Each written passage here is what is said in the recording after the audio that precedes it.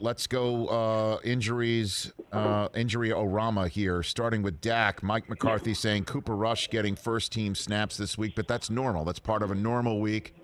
Last time and we had the conversation about Dak's health was back in the preseason when we were kind of having our fun with the MRI being termed precautionary, and you're like, well, guess what? It was. It is. So I ask you, how serious is the calf right now for him? Not that serious. I think he's going to be okay. It sounded like last week he had a really good week. I know after Saturday's rehab session, I thought the Cowboys were pretty optimistic all the way. But after Saturday's rehab session, they were very optimistic. Like, I guess he had a really good session. He was in the pool for most of the week. It's impossible to say that without thinking of Costanza. But well, really there definitely would be shrinkage on the scoreboard if it's Cooper Rush on Sunday night. Let's put it that way. You know, you would assume. I would say that is, I mean, with all due respect to Cooper Rush, I think that is correct. Yes. But they think he's going to be okay. You know, is he going to be like 1,000% mobile? Maybe not. But like he hasn't run that much this year anyway. I'd be pretty confident. I'd be pretty confident in knowing what they're going to get. Okay, so you think we're seeing him Sunday night as we're sitting here on a Wednesday? That's what you're saying. Oh, absolutely. Okay, all right. There you go, TJ. There you go. There's your answer. You know, and he was right the last time. So you were spot on, Ian, last time about his arm or back or all that stuff. You know, one might say I'm often right. One definitely would not be. No one in my family or my wife, but some other people. That's very good.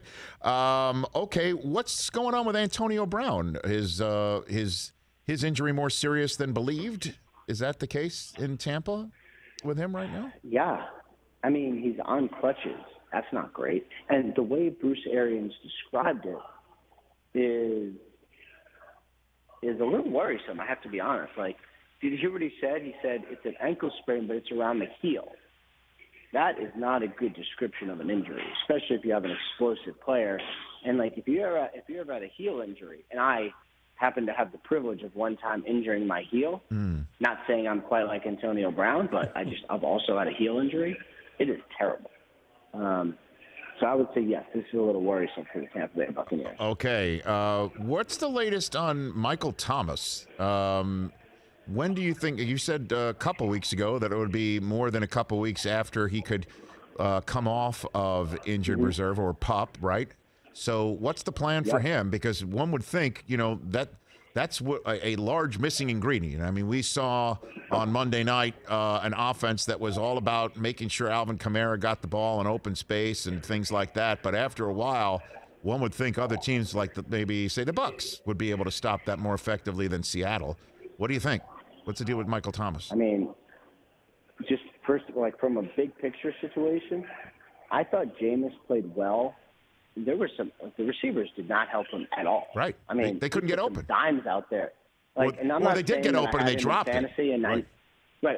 I'm not going to like go there where I had him in fantasy and I needed him to have a big day and he actually did, except his receivers let him down and therefore I lost. Like, I'm not going to go into all that. Nice. But it would have helped me. Anyway. Michael Thomas has been with the team. He has been rehabbing. That is good news.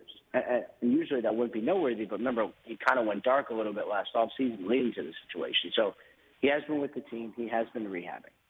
His return is coming. I don't know if it's going to be this week, but it is coming soon. So I would imagine, you know, by November, he is probably going to be able to play, barring some sort of setback. I think they're going to be okay there, and I think they're going to get him back soon. Okay, Christian McCaffrey, what about him? Panthers haven't won since he left the middle of that Thursday night Week 3 game in Houston. And Sam Darnold's been a different player. And I don't know if the two are related. It's hard to know whether or not they're related, because right. like he's missing throws that have nothing to do with McCaffrey. It sounds like the goal is for him to be back right when IR ends. Like they almost didn't put him on IR, but then they did just to be cautious and make sure when he's back he's 100%. So, you know, his medical situation has been just frankly curious over the past couple years. You know, but it sounds like when he is eligible to come back, he he will be able to. Okay. And Russell, what about Russ? You hearing anything on Russ Wilson? I mean, we saw him with that sort of, covering on his hand, and he looks like he's just ready to go. Like he just can't get in the starting blocks fast enough. But do you think Seattle does get him back after their bye in Week 10? What do you think about that one? Now, when you say raring to go, do you mean because he does the 2-minute drill with like no one else on the field before the game? Yeah, that's what I mean. Yeah, for sure. And that's totally normal, right? Just so we're clear. No, Ian, it's not normal. That's not Chris normal. right there chiming in. What do you think? I mean, anyway, things are going well. He's going to have today's Wednesday, right? Yes. He should be having the pins out soon, which I think is good.